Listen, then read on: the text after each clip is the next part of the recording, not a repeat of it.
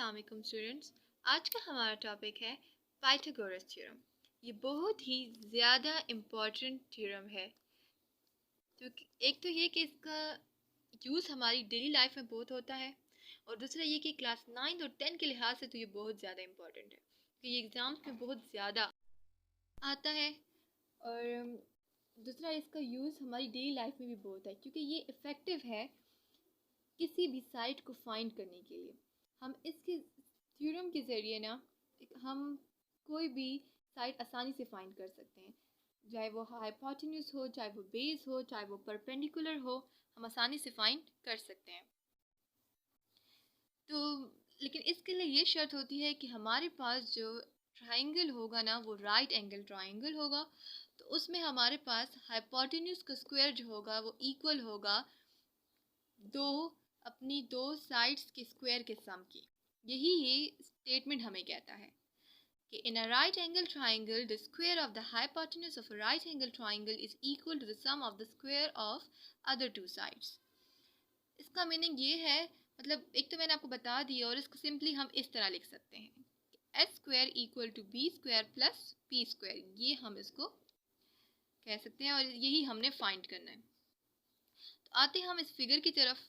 इस फिगर के थ्रू हम ये फार्मूला फाइंड करेंगे। ठीक है जी। तो क्या है, हमारे पास ये फिगर है, ये एक राइट एंगल ट्राइंगल है जो कि हमें स्टेटमेंट में रिक्वायर्ड है। ठीक है ना, कि गिवन है, सॉरी गिवन है, और हमें रिक्वायर्ड क्या है कि हमने ये फाइंड करना है। ठीक है जी। तो हम इसके ज़रिए अब हम अपना hypotenuse square equal to B square plus P square find करेंगे। अब एक और क्वेश्चन है जो हर किसी के माइंड में आता है कि हमें कैसे पता चलेगा कि इसमें से बेस कौन सी है, इस ट्राइंगल में परपेंडिकुलर कौन सा है और हाइपोटेन्यूज कौन सा है। क्योंकि अक्सर ये क्वेश्चन स्टूडेंट्स के माइंड में आता है कि हम किस तरह हम ये फाइंड करें कि हमारे पास ये परपेंडिकुलर है, ये हाइपोटेन्यूज है, ये बेस है। तो इसका ये एक सिंपल तरीका है ना कि एक तो अगर आपको फिगर गिवन होगी तो उसमें एंगल अगर आपको गिवन हो ना कि इधर एंगल बना है, तो उसका मतलब है कि ये साइड हमारे पास परपेंडिकुलर होगी और एक साइड बेस होगी। उसके अपोजिट साइड जो होती है ना एंगल की, वो हमारे पास हाइपोटेन्यूज होती है। और अगर नहीं गिवन हो तो फिर तो आप खुद से ड्रा कर सकते हैं, वो तो आप पे डिपेंड करता है ना। अच्छा, इस फिगर को कैसे हम से शो करेंगे कि हमारे पास इस फिगर से कि हमारे पास ये परपेंडिकुलर है, ये बेस है, ये हाइपोटेन्यूज है। तो इसके लिए मैंने ना इस फिगर को यहाँ ड्रा किया है कि देखो मैंने ये ए बी जो है ना, ये थोड़े टिल्ट में बना था ना, मैंने इसको इस तरह यहाँ ड्रा कर दिया। ठीक है, ये बी सी मैंने यहाँ ड्रा कर दिया और ये ए सी ड्रा कर दिया। यहाँ से देखे आपको लगेगा कि ये आपके पास परपेंडिकुलर है, लेकिन नहीं, हमारे पास एंगल यहाँ बन रहा है ना। ठीक है, और ये भी स्ट्रेट लाइन है। जब आपको इसको इस तरह ड्रा करो ना, इसको ऐसे मोड़ लो ना, तो आपको ये लगेगा ये स्ट्रेट लाइन है। तो ये आपके पास परपेंडिकुलर हुआ, ये बेस हुई। इसके ऑपोजिट साइड जो है एंगल की, वो हमारे पास हाइपोटेन्यूज हुई। ये परपेंडिकुलर, ये बेस। तो ये तो हमारे पास हो गया फाइंड कि हम किस तरह फाइंड कर सकते हैं ना। तो ये हमारे पास फाइंड हो गया हाइपोटेन्यूज, बेस और परपेंडिकुलर। अब आती है बात कि हम इस थ्योरम को कैसे प्रूव करेंगे। उसको हम इस तरह प्रूव कर सकते हैं। पहला काम हमने जो करना है वो ये है कि आपने क्या करना है ना, ये यहाँ से जहाँ आपके पास राइट एंगल बन रहा है ना, इधर इस पॉइंट बी से आपने एक परपेंडिकुलर ड्रा कर लेना है ए सी पर। ठीक है, जब आप ए सी पे ड्रा कर देंगे, ठीक है, हम इस परपेंडिकुलर को इस साइन से शो कर रहे हैं। ठीक है, जब आप इसको ड्रा कर लेंगे तो फिर आपने क्या करना है ना, इसके बाद आपके पास एक रिज़ल्ट होता है। वो रिज़ल्ट ये है ना, जो कि अगर आपके पास दो ट्राइंगल आपस में सिमिलर हो तो आपके पास उनका कॉरेस्पॉन्डिंग रेशो भी इक्वल होता है। ये रिज़ल्ट आपके पास पाइथागोरस थ्योरम से पहले डिफाइन होता है। ठीक है, इस थ्योरम को 9-10 की बुक में तो ज़रूर होगा, उसमें ये थ्योरम आपको मिल जाएगा आसानी से, कि उसमें हम पाइथागोरस थ्योरम से पहले इस रिज़ल्ट को पढ़ते हैं, फिर हम पाइथागोरस थ्योरम सॉल्व को प्रूव करते हैं। क्योंकि उससे पहले इसलिए पढ़ना ज़रूरी है क्योंकि वो रिज़ल्ट इसमें यूज़ होता है। इस रिज़ल्ट के थ्रू हम इजीली इसको फाइंड कर लेते हैं। ठीक है, तो जब वो रिज़ल्ट क्या है दोबारा एक्सप्लेन करती हूँ कि अगर हम किसी राइट एंगल ट्राइंगल से, ठीक है, कि इस पॉइंट से जो कि बी है जिस पे एंगल बन रहा है, उससे एक परपेंडिकुलर ड्रा करें। ठीक है, तो हमारे पास दो ट्राइंगल बनेंगे, तो वो दो ट्राइंगल आपस में सिमिलर होंगे, और वो सिमिलर होंगे तो उनके दो कॉरेस्पॉन्डिंग जो रेशो होंगे, सॉरी दो नहीं मतलब जितने भी कॉरेस्पॉन्डिंग रेशो होंगे वो आपस में इक्वल होंगे।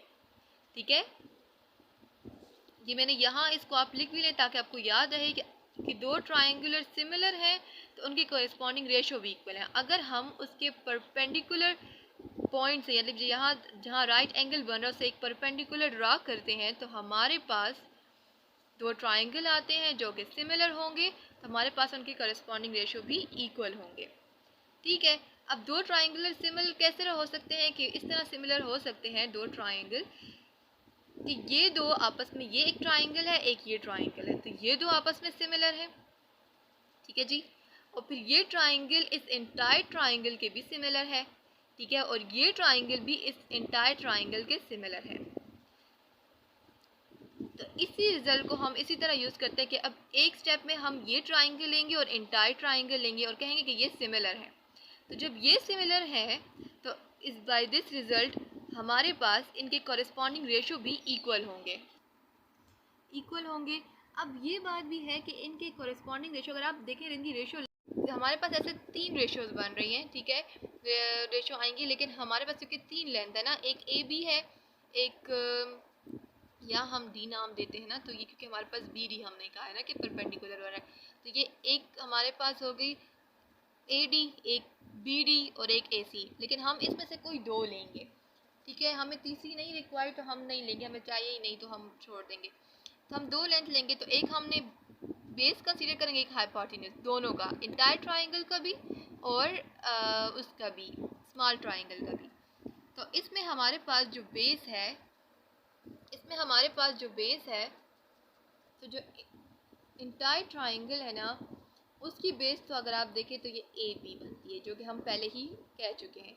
लेकिन जो हमारे पास यहाँ है स्मॉल ट्राइंगल, उसकी बेस फाइंड करनी है ना, तो उसकी बेस क्या है हमारे पास, ये देखिए हमारे पास ना जब हम परपेंडिकुलर ड्रा करते हैं ना तो हमारे पास यहाँ ये एंगल बनता है। जब यहाँ ये एंगल बनता है ना तो इसका मतलब है कि हमारे पास ये बेस हुई और ये तो परपेंडिकुलर है, तो उसकी साइड पे जहाँ एंगल बनता है वो बेस होती है। इसका मतलब है कि इस स्मॉल ट्राइंगल की जो बेस है वो हमारे पास क्या है, ए डी है। ठीक है जी, और इंटायर ट्राइंगल की तो हम पहले ही कह चुके हैं कि उसकी बेस हमारे पास ए बी है, तो ये ए बी हुआ। ठीक है जी, तो हमने ए बी लिख दिया। अब इस इक्वल के राइट साइड पर हम हाइपोटेन्यूज लिखेंगे। हाइपोटेन्यूज क्या कि देखिए अब हमारे पास इसका हाइपोटेन्यूज क्या है, स्मॉल ट्राइंगल का, इसका हाइपोटेन्यूज जारी बात है एंगल की अपोजिट साइड वाला होगा, तो इसका हाइपोटेन्यूज क्या है, ए बी है, तो हमने ए बी लिख दिया। ठीक है, फिर इसके बाद आपके पास इंटायर ट्राइंगल का हाइपोटेन्यूज क्या था, वो ए सी था, तो यहाँ आ गया जी ए सी, हमने ए सी लिख दिया। तो ये हमारे पास हो गया, इन रेशो फाइंड हमारे पास होगी कि रेशो हमने इक्वल, इन दोनों की, जब दो ट्राइंगल सिमिलर होंगे तो उनकी रेशो इक्वल होंगी। तो क्या करेंगे, हम इनकी क्रॉस मल्टीप्लिकेशन करेंगे, इसको इधर ले जाएंगे, इसको इधर ले जाएंगे, हमारे पास हो जाएगा A D into A C equal to A B into A B, इसको हम ए बी स्क्वायर लिख सकते हैं और ये हो जाएगा ए डी इंटू ए सी, तो ये हो जाएगी हमारे पास इक्वेशन 1। ठीक है जी, अब हमारे पास जो है ये हो गई इक्वेशन 1। अब हमारे पास दूसरा रिजल्ट, पहले मैंने आपको करेंगे, पहले हम इस ट्राइंगल को कंसिडर करेंगे और एंटायर ट्राइंगल को कंसिडर करेंगे, ये सिमिलर है, और फिर हम कहेंगे कि इस ट्राइंगल, जो ये साइड वाला ट्राइंगल है और एंटायर ट्राइंगल आपस में सिमिलर है।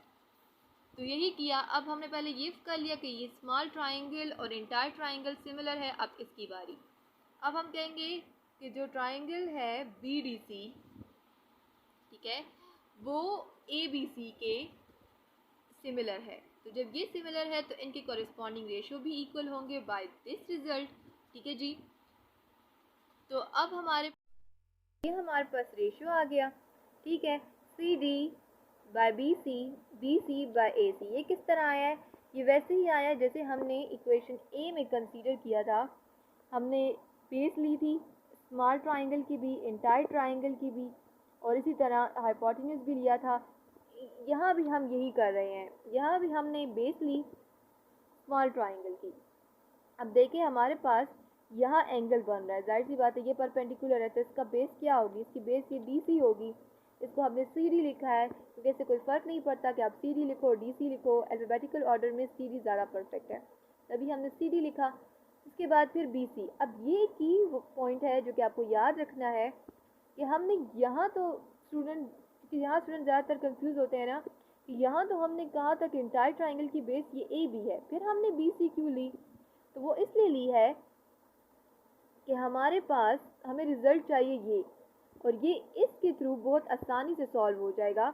अगर हम ये नहीं स्टेप नहीं करेंगे ना तो फिर बहुत कॉम्प्लिकेटेड हो जाएगा। तो इसके लिए हमने क्या किया ना कि बेस और परपेंडिकुलर को आपस में एक्सचेंज कर लिया, इसको हमने परपेंडिकुलर बना दिया और इसको बेस कंसीडर कर दिया इस ट्राइंगल के लिए, इस ट्राइंगल के इंटायर ट्राइंगल के लिए। ठीक है जी, जब हम ये ट्राइंगल स्मॉल लेंगे ना और इंटायर ट्राइंगल ये कंसीडर करें, कहेंगे कि सिमिलर है, तो इसके लिए हम फिर ये बेस कंसीडर कर लेंगे और इसे परपेंडिकुलर। इससे कोई फ़र्क नहीं पड़ता, ये रिजल्ट है, ये आपको याद रखना है। ये परपेंडिकुलर और बेस आपस में एक्सचेंज हो सकते हैं, इससे कोई फ़र्क नहीं पड़ता। ये अगर आपको पता होगा तो फिर तो वेल एंड गुड, और अगर नहीं तो आप ये की पॉइंट याद रखें। ऐसे कोई भी कंडीशन आती किसी और थ्योरम में और यहाँ पहले बेस किसी और को कंसीडर किया जाता है और फिर दूसरे स्टेप में, दूसरे केस में कहा जाता है कि जी ये है हमारे पास बेस, तो वो यही रिजल्ट होगा, इसी रूल के मुताबिक उन्होंने ये लिया होगा। तो इन्होंने यहाँ BC कंसिडर कर लिया। फिर अब हम आते हैं हाइपोटेन्यूज की तरफ। हाइपोटेन्यूज क्या है, अब जाहिर सी बात है ये बेस ये परपेंडिकुलर, तो हाइपोटेन्यूज स्मॉल ट्राइंगल का क्या होगा, BC होगा, यहाँ BC लिखा। फिर हमारे पास AC है, AC क्या है, AC हमारे पास अब ये इंटायर ट्राइंगल की जारी बात है, ये हो गई बेस, ये परपेंडिकुलर, तो इसके अपोजिट वाली साइड वाली क्या है, ये एंगल की वो हाइपोटेन्यूज है, तो हाइपोटेन्यूज क्या होगा, AC। अब ये तो आ गई रेशो। फिर हम उसी तरह जैसे हमने इक्वेशन 1 में क्रॉस मल्टीप्लिकेशन की थी, इसको भी हम क्रॉस मल्टीप्लिकेशन से इधर कर लेंगे और इसको इधर कर देंगे। फिर CD इंटू AC, और ये BC इंटू BC को हम BC होल स्क्वायर की फॉर्म में लिख सकते हैं। ठीक है जी। फिर आपके पास क्या आया, फिर हम क्या करेंगे, हम ऐड कर लेंगे। हम ऐड क्या करेंगे, इक्वेशन 1 और इक्वेशन 2 को। इक्वेशन 1 हमारे पास क्या थी, वो हमारे पास ये थी। ठीक है, इक्वेशन 1 हमारे पास ये थी, AD into AC equal to AB whole square, और ये हमारे पास इक्वेशन 2 है। तो जब हम ऐड करेंगे जाहिर सी बात है फिर लेफ़्ट साइड में ऐड होगी, राइट साइड में ऐड होगी, तो ये हो जाएगी AD इंटू AC जो कि इक्वेशन 1 में था, और CD इंटू AC जो कि इक्वेशन 2 में था, ये प्लस हो जाएंगे, और AB जो कि इक्वेशन 1 में था होल स्क्वायर, और ये plus BC square whole square जो है वो हमारे पास इक्वेशन 2 में था। तो ये तो हमारे पास जो कि हमें रिक्वायर्ड था, जो हमें फाइंड करना था, ये हमने फाइंड करना था ना। तो ये तो राइट साइड तो हमारे पास आ गई है, बची ये लेफ़्ट साइड। अब इस लेफ़्ट साइड में अगर आप देखें तो हमारे पास आ रहा है AD into AC plus CD into AC, तो इसमें AC कॉमन है, हम AC कॉमन ले लेंगे, बचा ये। ठीक है जी, अब ये बच गया AD प्लस CD। अब ये AD प्लस CD हमने AC लेके आना ताकि ये स्क्वायर हो जाए ना। तो इसके लिए अगर आप फिगर की तरफ आएँ, फिगर को देखें, तो अब देखें इस फिगर को, इसमें हमारे पास ये है ना, ये AD है, ठीक है, AD है, और ये हमारे पास CD है। ठीक है, DC ले लो या CD, मैंने आपको पहले भी कहा इससे कोई फ़र्क नहीं पड़ता कि अगर आप CD कंसीडर करो या DC कंसीडर करो। तो ये AD है। अब ये AC फुल लेंथ है। ठीक है, इसमें AD इसका पार्ट है और एक CD है।